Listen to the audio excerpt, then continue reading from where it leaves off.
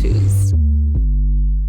This is how to use a floss band. So I'm gonna be applying this floss band to my calf today. I've been running more often. This is a good way to relax my Achilles, relax my calf muscle. It's very important that when you apply your floss band, you always start from the lower end or you're applying the pressure up towards the heart.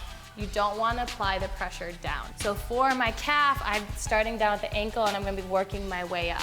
If I was working on my shoulder, I'd start my floss band at the middle of my arm and then I'd work my way up to my shoulder. So it's really important that you're pushing the blood flow back towards your heart. From there, I'm taking this floss band and I'm gonna bring it onto usually about 2 to 3 inches below the area that's causing you issues. I'm applying about 50% of the max tension, or wherever you think you can tolerate, just not too tight. When I lay it over the other side, I wanna make sure that I lay it over about 50% over the other one. So 50-50, easy to remember.